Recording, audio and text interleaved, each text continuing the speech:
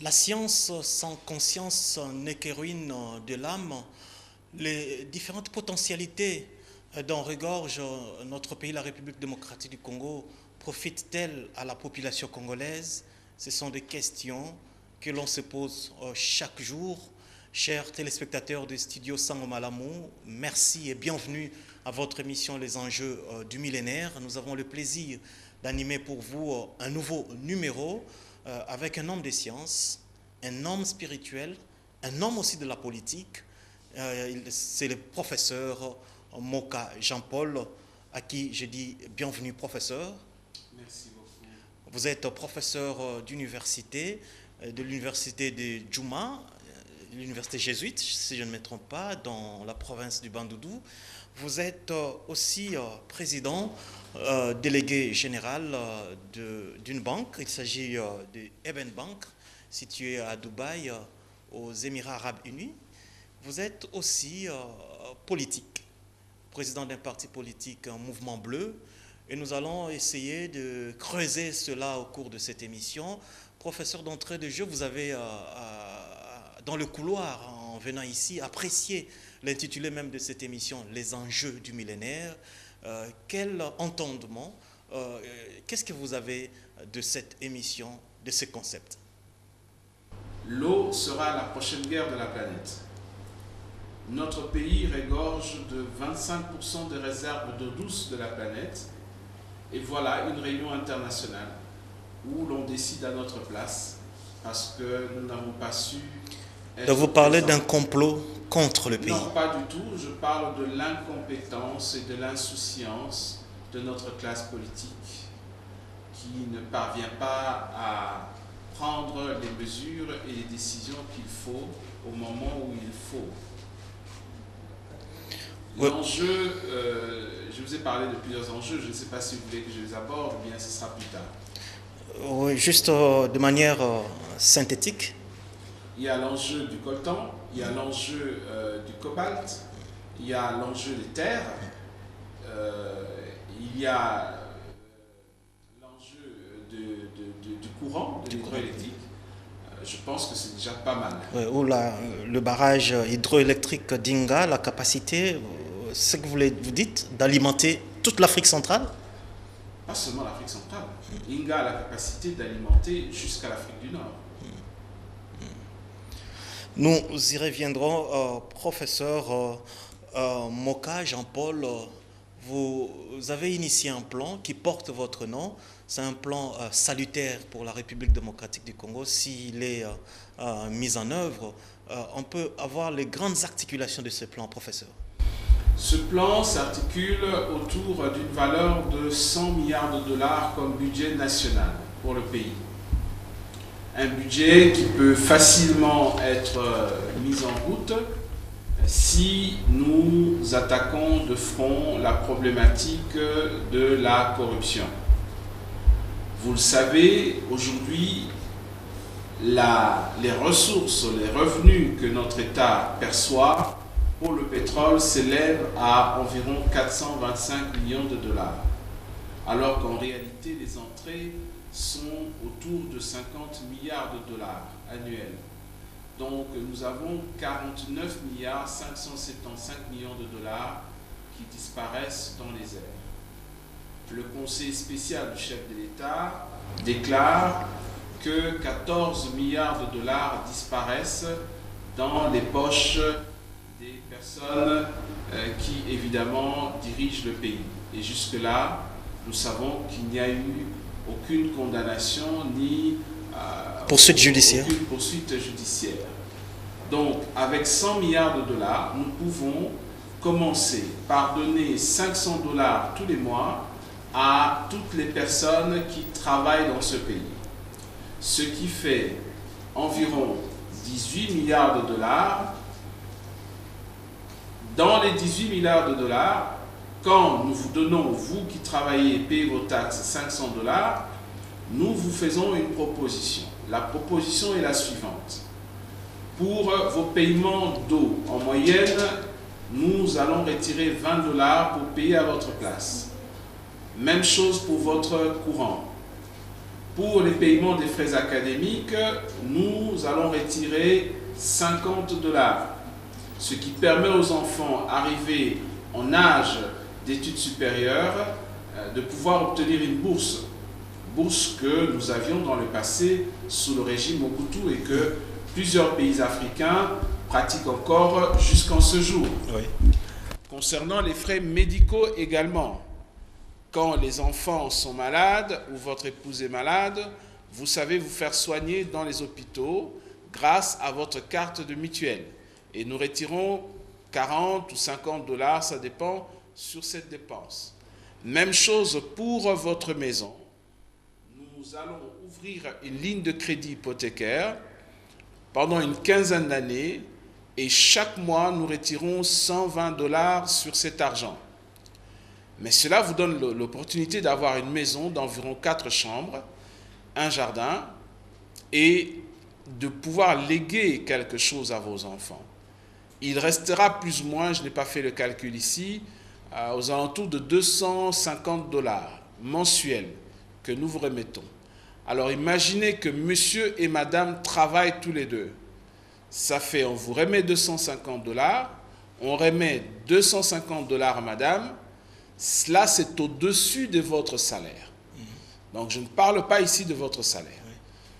Eh bien, plus les avantages que je viens de citer, vous comprenez tout de suite l'essence du plan MOCA. C'est-à-dire qu'une couverture sociale presque complète que nous offrons à chaque foyer et qui permet aux Congolais de pouvoir redémarrer une nouvelle vie.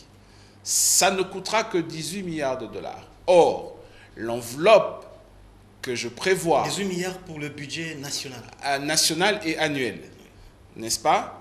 Maintenant, moi j'ai prévu 25 milliards de dollars pour le budget social.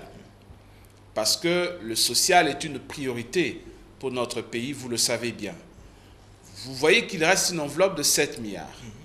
Les 7 milliards, nous pouvons les utiliser pour les chômeurs, c'est-à-dire pour les envoyer en formation et leur permettre d'avoir un petit per diem.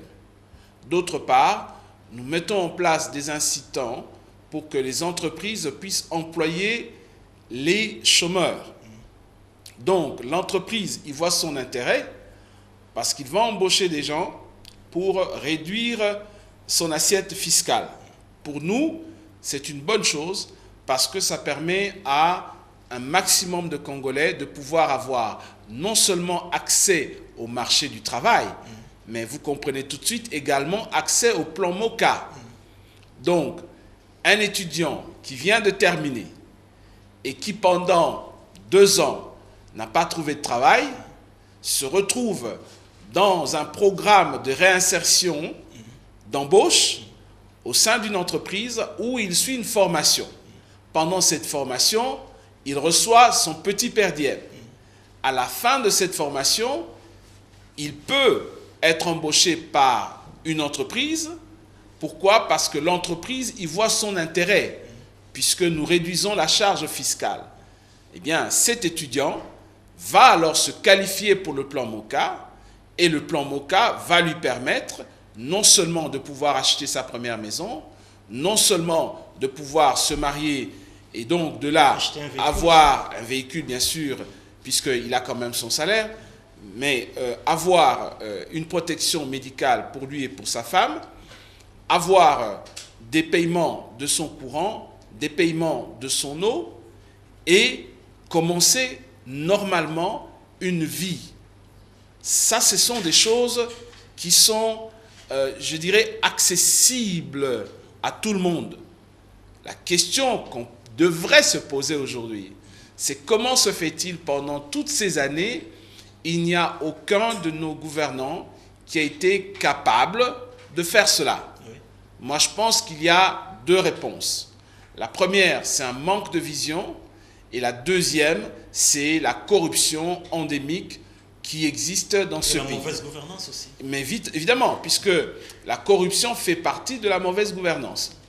N'est-ce pas?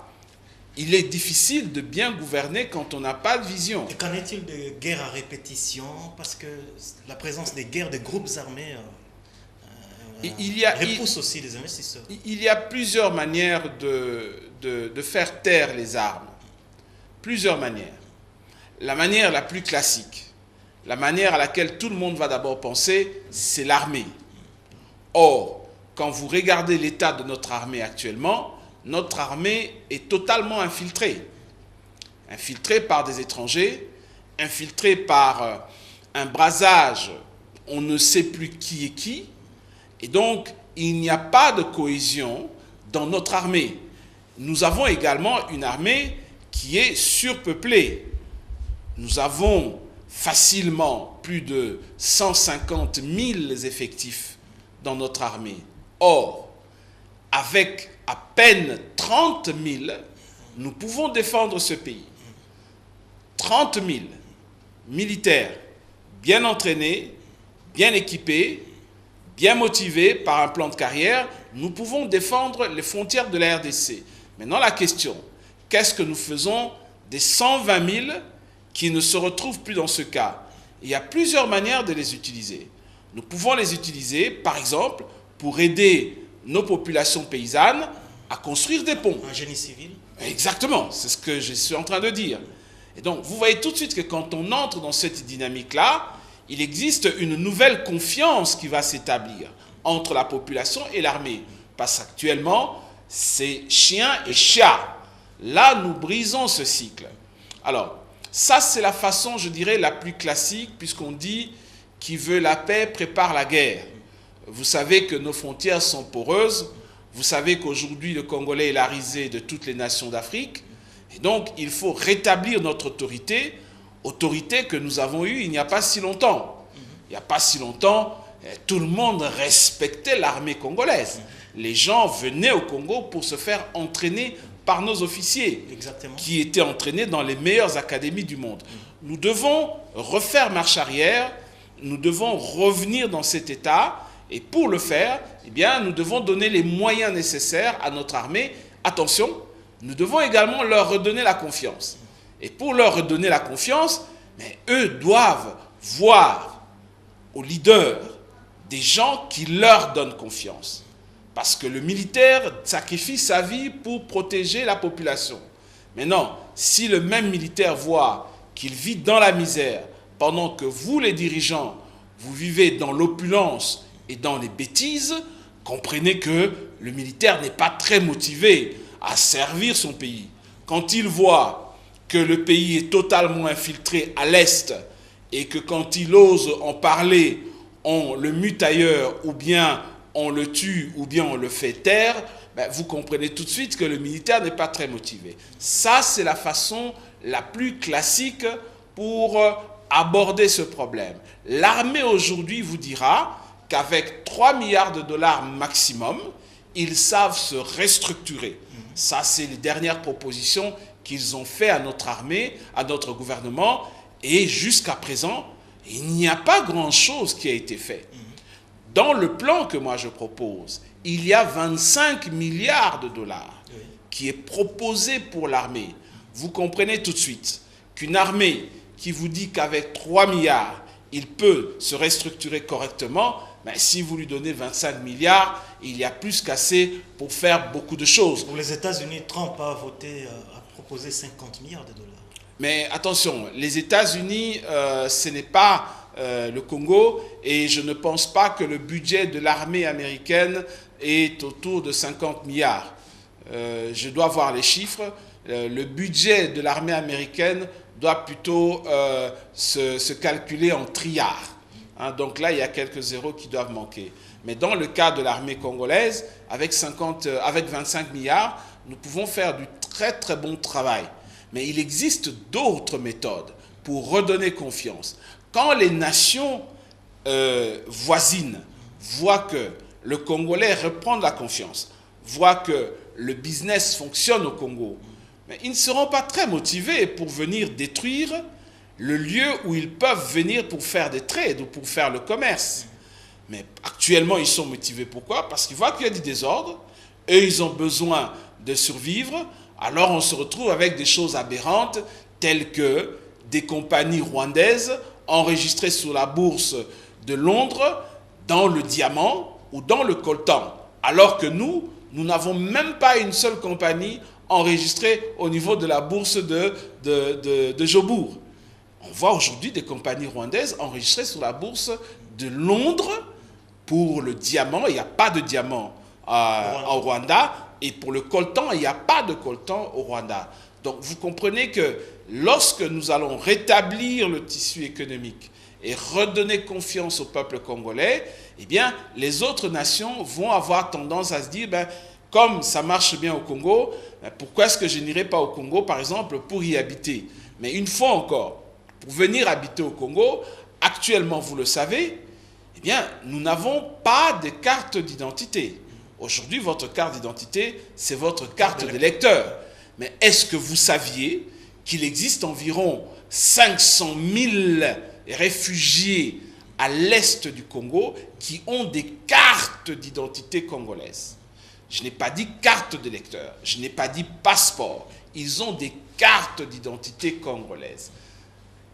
La question se pose, pourquoi ces gens-là, qui pour la plupart des cas, en ce qui nous concerne, on ne sait pas trop s'ils sont réellement congolais, pourquoi est-ce que eux, au travers des mécanismes des Nations Unies, ont depuis plusieurs années des cartes d'identité congolaises, pendant que toi, Congolais, tu n'as qu'une carte d'électeur? Il y a des sérieuses questions.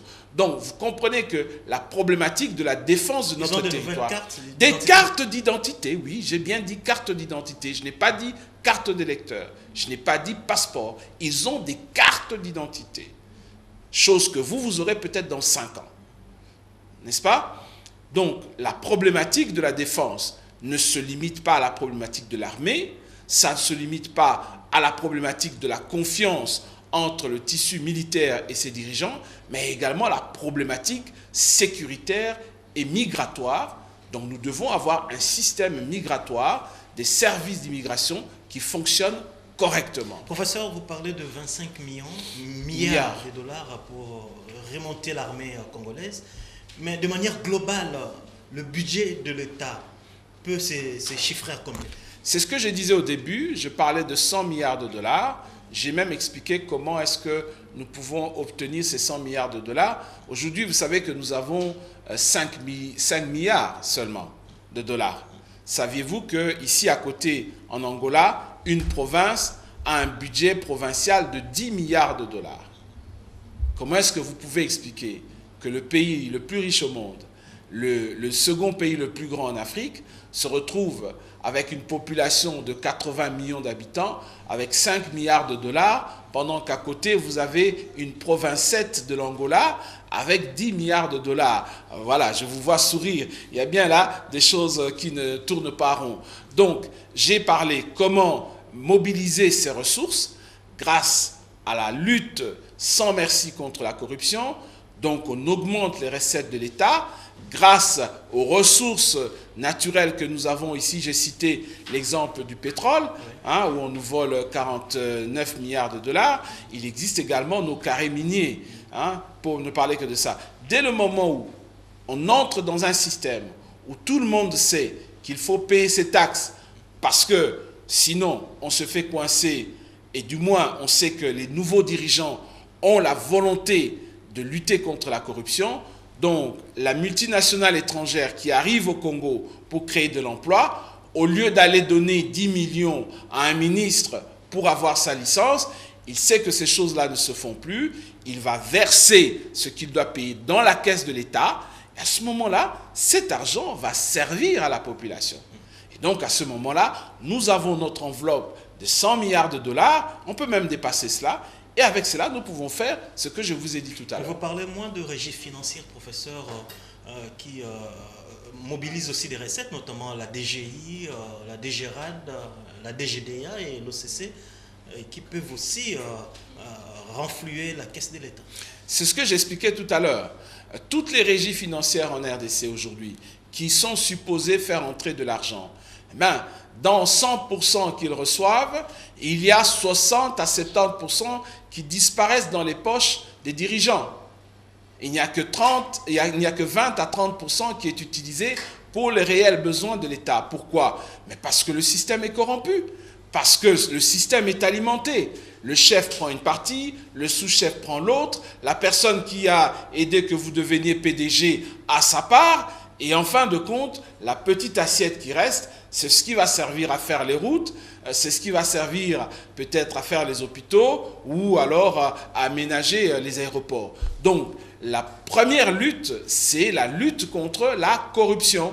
C'est à ce niveau-là qu'il nous faut des hommes intègres, d'où l'importance de la parole de Dieu.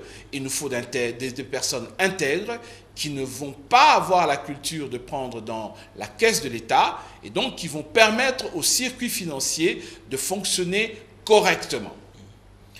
De fonctionner correctement.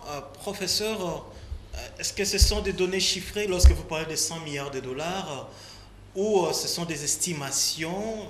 Mais c'est un peu aussi minime les 100 millions de dollars au regard d'immenses potentialités naturelles dont regorge notre pays. Ce que vous dites est vrai et le Financial Times, qui est l'un des journaux les plus réputés au monde dans le secteur de la finance, a dit il y a, je dirais 6 à 7 ans plus tôt, que les ressources minières de la RDC valent plus de 24 000 milliards de dollars. Ce qui veut dire, si on décidait aujourd'hui de vendre la RDC sur la base rien que de ces minerais, chaque Congolais recevrait 3 milliards 200 millions de dollars. Ça, c'est ta valeur en tant que Congolais. Vous voyez que c'est un peu choquant, n'est-ce pas? Voilà, ça, c'est rien que les minerais. Je n'ai pas parlé de l'eau, je n'ai pas parlé de Inga, je n'ai pas parlé de nos forêts, je n'ai pas parlé de notre biodiversité. Mais aussi l'industrie touristique. Je n'ai pas parlé de l'industrie touristique, je n'ai pas parlé de l'énergie solaire, je n'ai parlé que des minerais. Avec ça, vous valez 3 milliards 200 millions de dollars.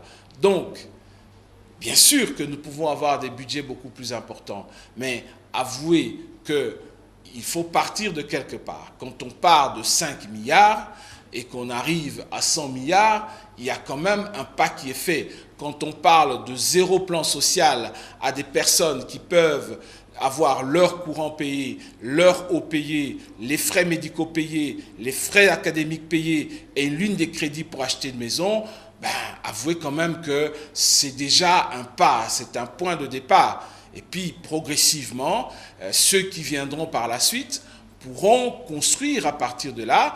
Et si nous sommes rigoureux et sérieux, je pense qu'en 10 ans, nous pouvons faire de ce pays quelque chose d'exceptionnel et d'extraordinaire. Mais ça demandera beaucoup de discipline, ça demandera beaucoup de sacrifices, et ça demandera évidemment à la base une révolution culturelle.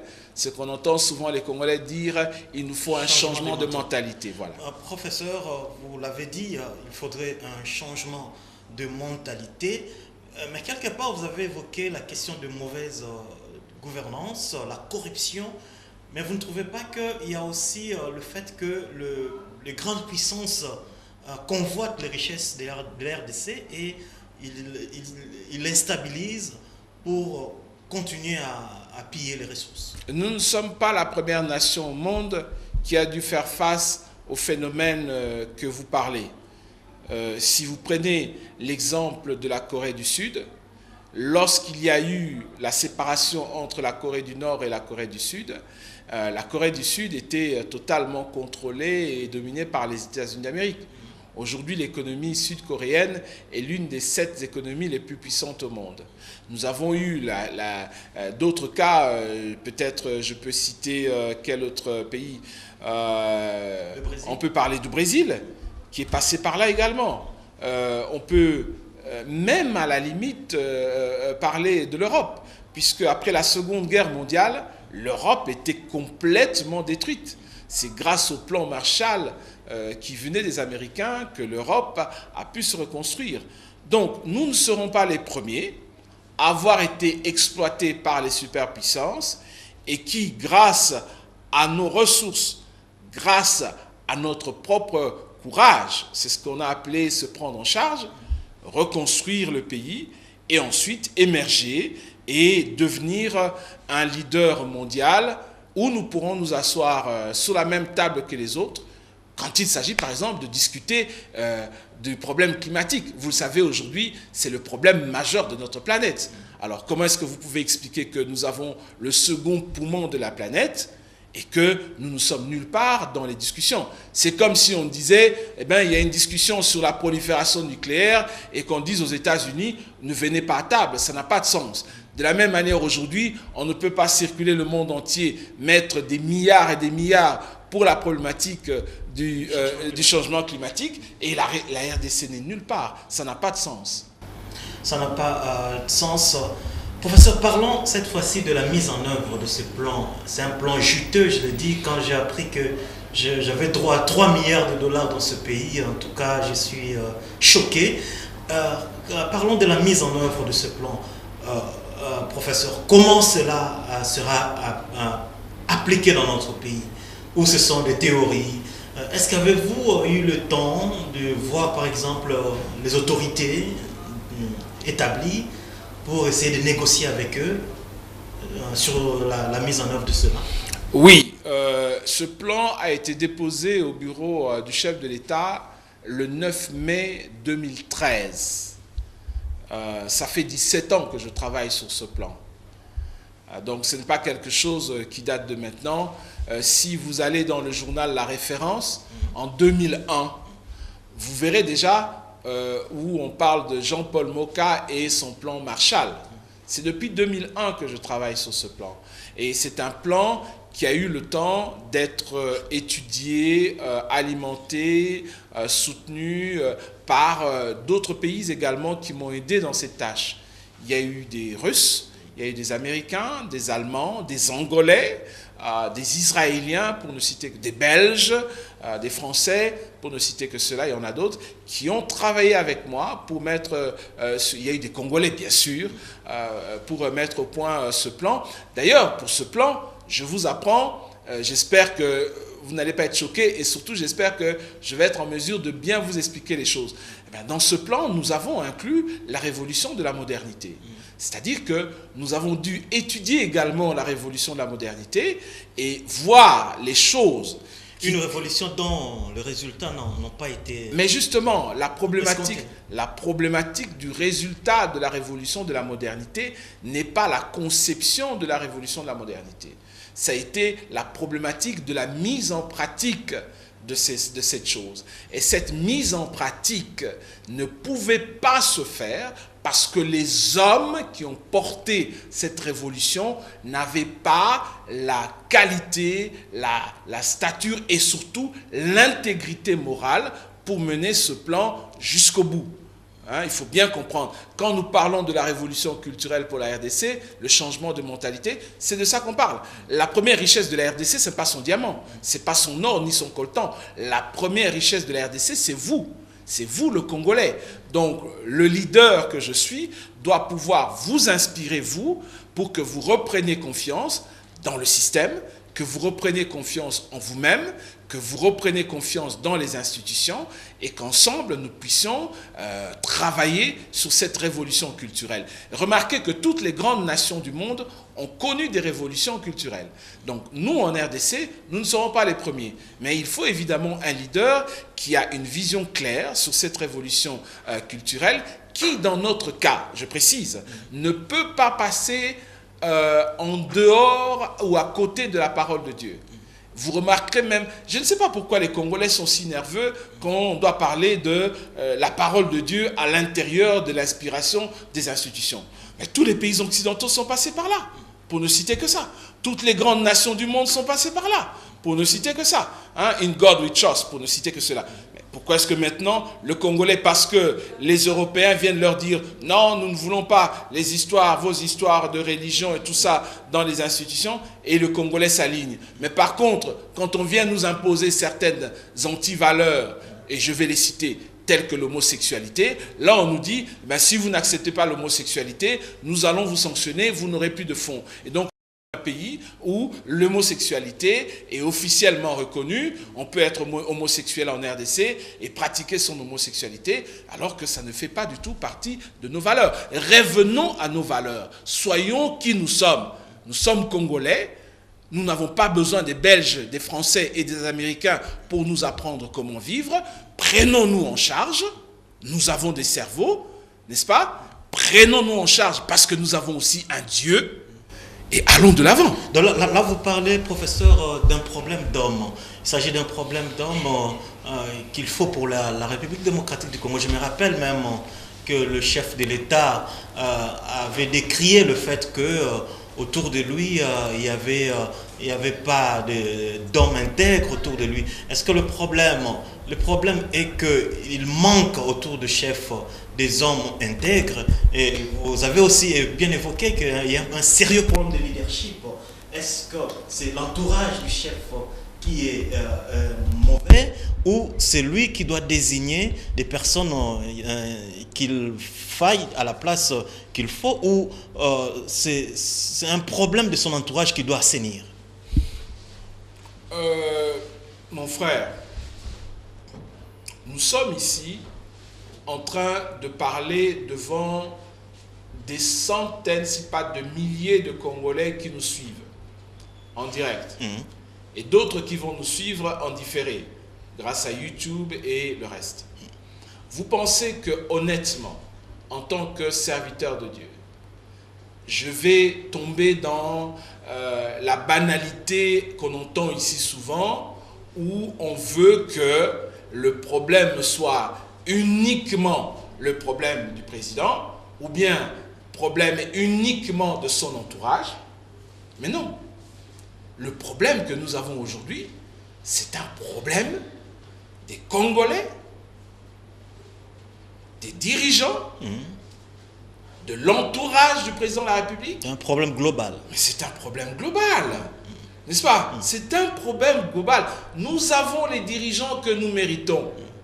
Ça veut dire qu'aujourd'hui, si nous enlevons tel ministre pour mettre un autre qui est là dans la rue, ben, vous allez probablement avoir le même résultat. Voire pire. Voire pire. C'est-à-dire qu'il y a un système. Mais il faut casser ce système, recréer un nouveau système, et alors, à ce moment-là, vous allez voir que les personnes, une fois dans le nouveau système, vont se ranger selon des nouvelles valeurs. C'est des questions de valeurs. Aujourd'hui, qui ne sait pas que s'il y a glissement, c'est parce que ceux qui profitent de la richesse du Congo ne veulent pas laisser les privilèges qu'ils ont. Et ces gens sont bien sûr autour du chef de l'État. Du jour au lendemain, vous leur demandez de partir. Ils ont eu l'occasion pendant 15 ans de se remplir les poches, de remplir leurs comptes en banque à l'étranger, de brimer le peuple parce qu'ils avaient le pouvoir. Et maintenant, vous leur dites, non, il va y avoir des élections. Et surtout, ils ont quand même des oreilles.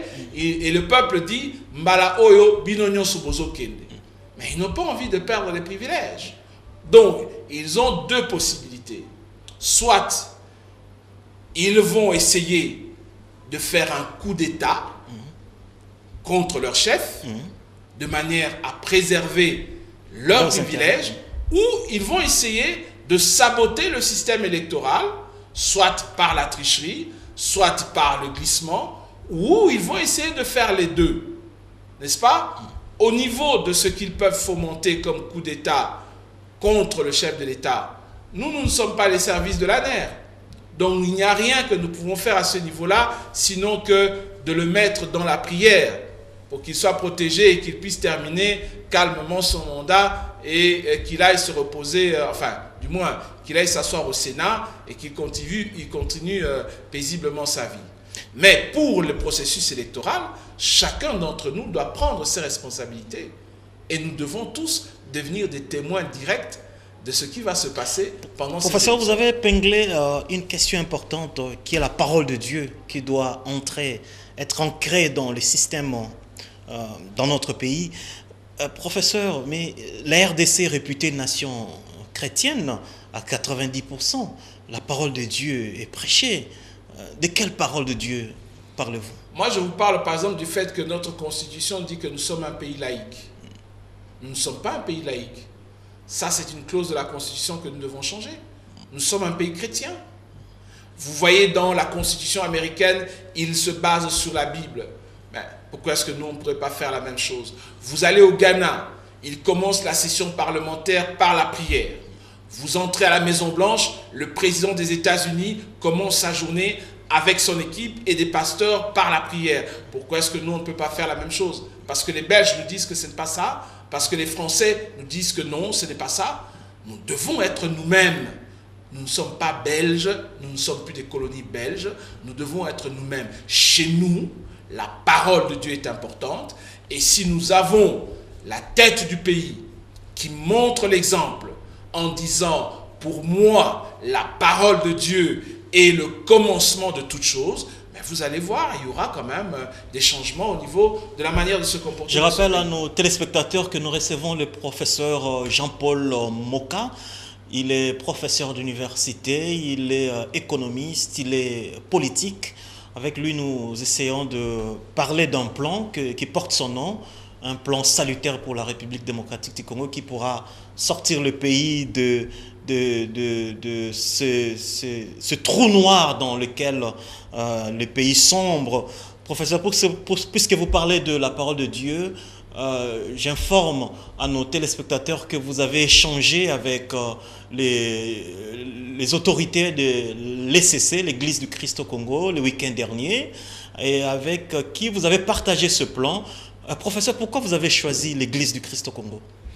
En fait, je n'ai pas choisi seulement l'Église du Christ au Congo. Il y a différents grands groupes qui m'ont demandé de venir leur présenter mon plan. L'ECC m'avait demandé de venir leur présenter mon plan. Et vous étiez là, vous avez vu ce qui s'est passé. Il y a d'autres grands groupes que je ne citerai pas ici qui m'avaient demandé la même chose. Je l'ai fait et ce que vous aviez vu dans l'ECC, ben c'est exactement ce qui s'est passé chez les autres. C'est-à-dire que, vous savez, la vérité reste la vérité.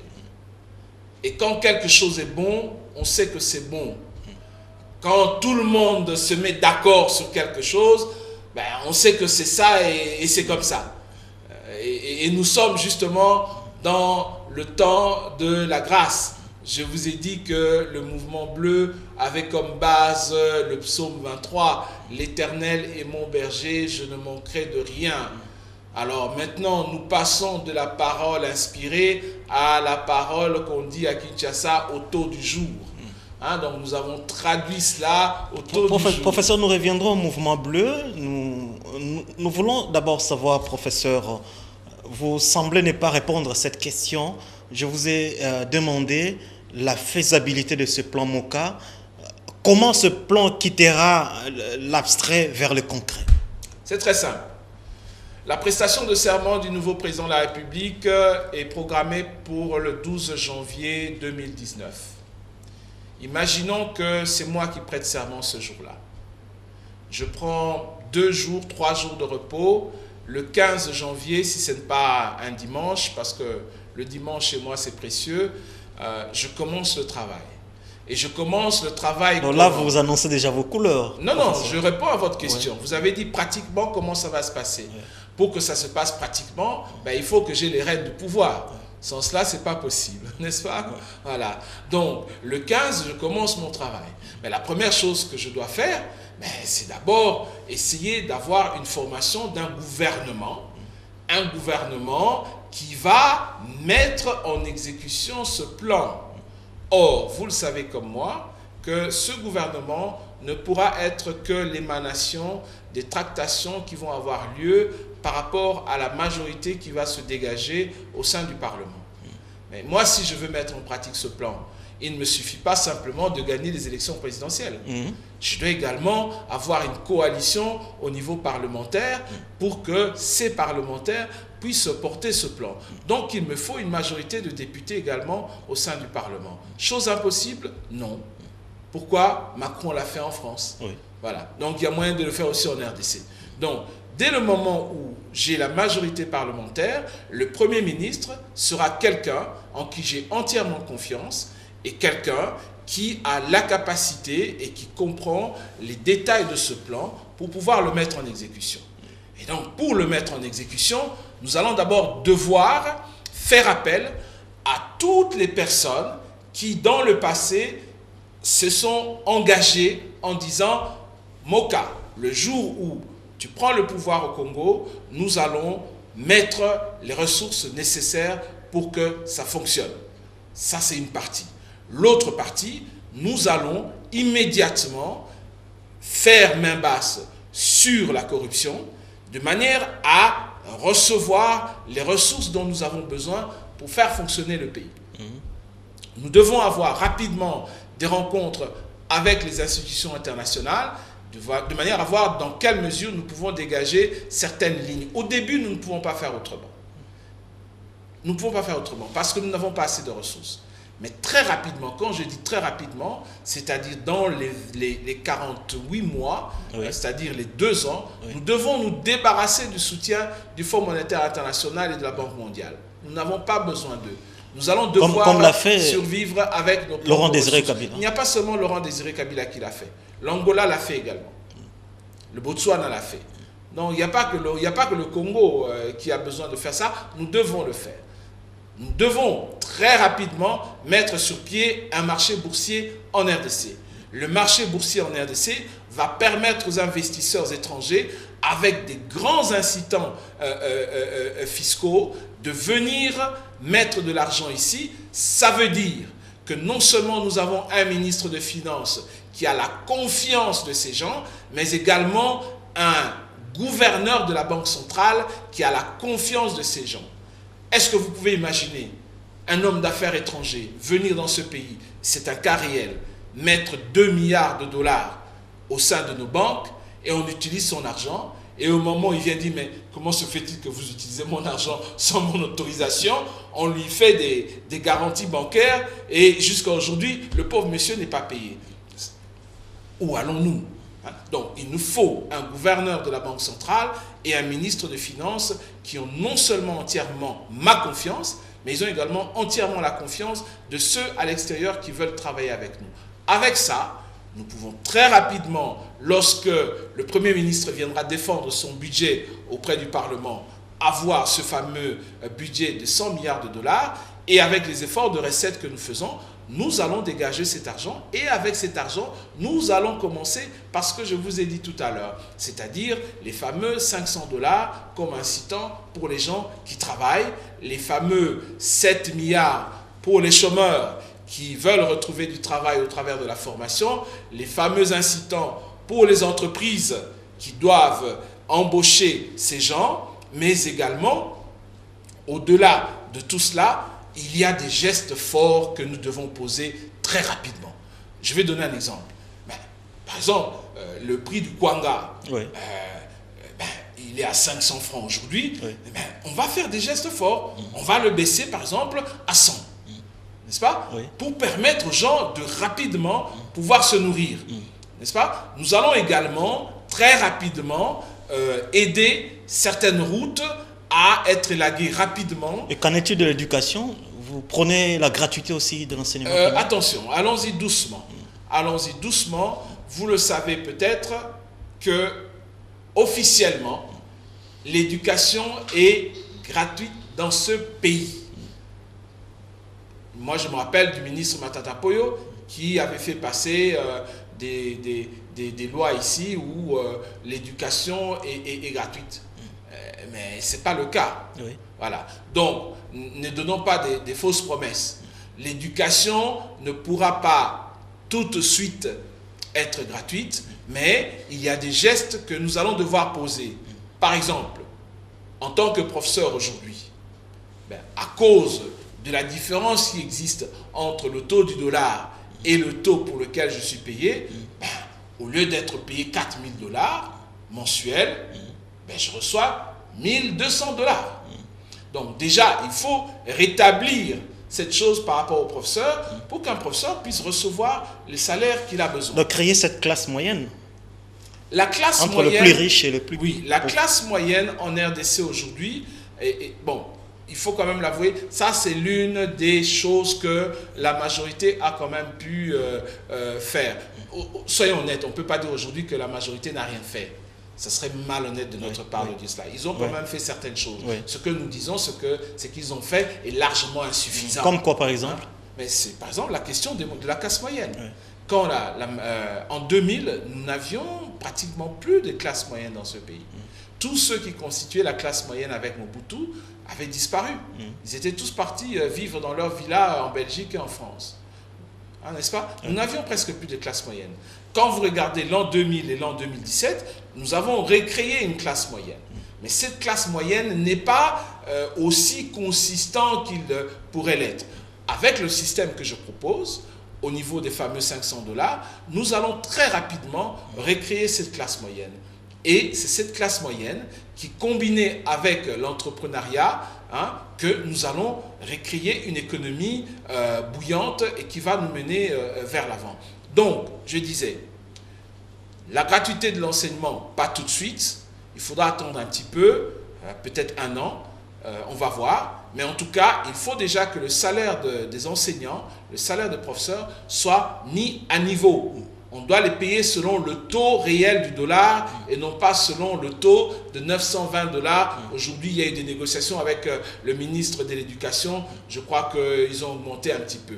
Donc, quand les professeurs commencent à recevoir correctement leur salaire, ben vous comprenez très bien, les points sexuellement transmissibles n'existeront plus. Vous comprenez très bien que les étudiants ne devront plus payer certains sous pour pouvoir réussir leurs examens.